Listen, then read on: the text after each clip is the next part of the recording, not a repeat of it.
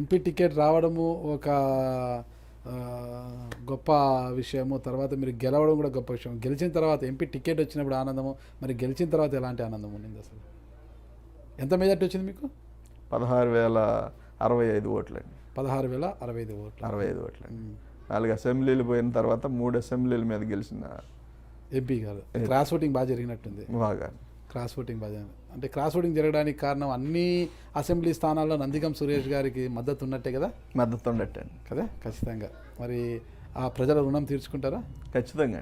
ఎందుకంటే వాళ్ళు ఒకటే, నా దగ్గర నుంచి వాళ్ళు కూడా ఎప్పుడు ఏం ఆశించలేదండి, ఎప్పుడు ఏం ఆశించలేదు.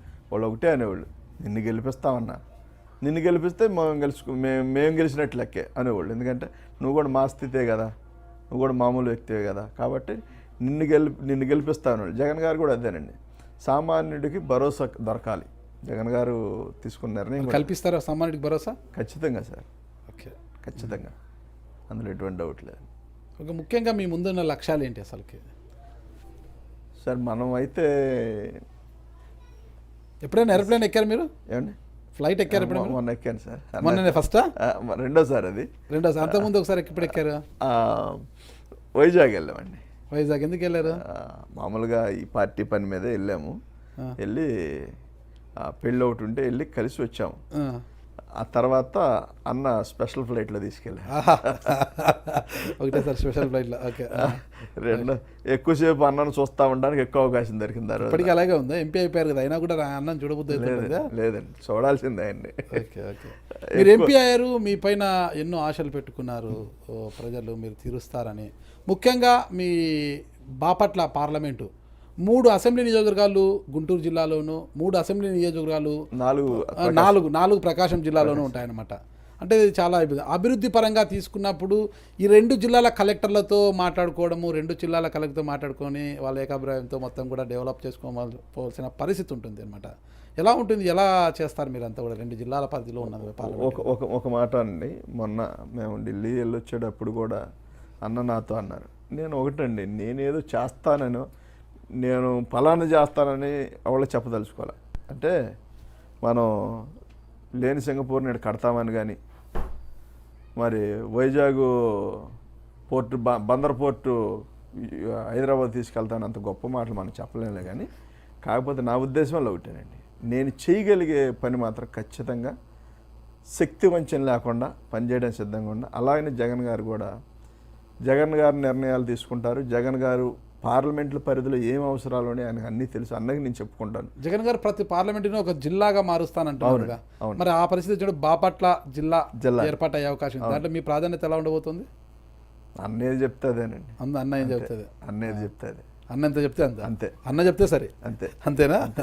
ఓకే. ఇకపోతే మీకు గతంలో పనబాక లక్ష్మి గారు కేంద్ర మంత్రిగా ఉన్నప్పుడు మీ బాపట్ల పార్లమెంటు పరిధిలోని చీరాలలో, అంటే ఎక్కువగా చేనేత కార్మికులు ఉంటారు అక్కడ, వారికంతా కూడా ఒక ప్రత్యేక జోన్, అంటే ఒక క్లస్టరు, ఒక మెగా జోన్ ఏర్పాటు చేసాము, దానికి సంబంధించి 700 కోట్లు రిలీజ్ చేస్తున్నామని కూడా అప్పుడు చెప్పారు. అయితే అది ఇంతవరకు కూడా సాకారం కాలేదు.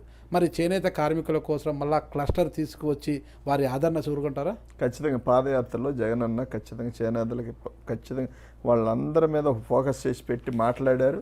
వాళ్ళకి మన వైపు నుంచి హామీ కాదు, కానీ జగన్ గారి వైపు నుంచి హామీ ఉందండి. వాళ్ళకి వాళ్ళు 700 కోట్లతో క్లస్టర్ పెట్టారు, ఇది కాదండి, ఖచ్చితంగా ఆదుకుంటాం చేనేతలు అనేది అన్న హామీ ఇచ్చారు. అంటే పనబాక లక్ష్మి గారు చెప్పారు, కానీ అది చేయలేదు. ఆ క్లస్టర్ అనేది కాలేదు, మెగా క్లస్టర్ అనేది సాకారం కాలేదు. మీ హయాంలోనే అవుతుందా, చేస్తారా? ఒక్క మాట సార్, నేనైతే అంత లోతుగా ఆలోచించలేదు, కానీ జగన్ గారికి ఒక అవగాహన ఉంది ఖచ్చితంగా చేనేతల మీద. 1-2 సార్లు కూడా పాదయాత్రలో ప్రస్తావించారు. పార్లమెంట్ల పరిధిలో చేనేతలు కాదు, రాష్ట్రం వైడ్గా కూడా ఎంతమంది ఉన్నారు అన్నకు కూడా లిస్ట్ తెలుసు. నాకు కూడా చేనేతలు ఎంతమంది ఉన్నారు, ఏ నియోజకవర్గంలో బట్టి ప్రోళ్ళు ఎంతమంది ఉన్నారు ఏందనేది లిస్ట్ ఒకటి ఇచ్చారు. నాకు కరెక్ట్గా నేను గుర్తులేదులే, కానీ నా దగ్గర లిస్ట్ ఉంది. దాని మీద అన్న ఒక మాట అన్నారు, ఎప్పుడూ కూడా వీళ్ళకి అన్యాయం జరుగుతూనే వచ్చింది. నాన్నగారు అయ్యామో కాస్త కుస్త మేలు జరిగింది, వీళ్ళకి కొత్త మేలు జరిగింది. మనం అట్లా కాదు, ఇంకా మెండుగా వీళ్ళకి మేలుకారంగా ఉండే ఆలోచన చేయాలి సురేష్ అని చెప్పానన్నారు. మన రాజకీయ గండ్రగొండలం కాదు కాబట్టి ఆయన తీసుకున్న నిర్ణయాల మేరకు లేదా అక్కడ ఉన్న సమస్యల మేరకు జగనన్న గారికి వాళ్ళు ఏదైనా సమస్య నాకు చెప్తే ఆ సమస్యను తీసుకెళ్ళి జగనన్న దగ్గర చెప్పి సాల్వ్ చేయడానికి మాత్రం ఖచ్చితంగా నా వంతు నేను ప్రయత్నం చేస్తాను. మీరు చూస్తున్నారు ఐ డ్రీమ్ న్యూస్ని. మీరు చూస్తున్నది ఐ డ్రీమ్ న్యూస్. అంటే కళలని నిజం చేస్తూ ప్రజలకి నిజాలని కళల ద్వారా తీసుకొచ్చే ఐ డ్రీమ్కి మై బెస్ట్ విషెస్. మీరు చూస్తున్నది I dream news.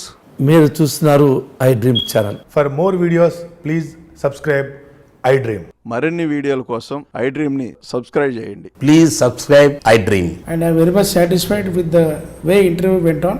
Kindly subscribe to iDream. For more videos, subscribe to iDream. And loads of fun entertainment and content. Do watch iDream.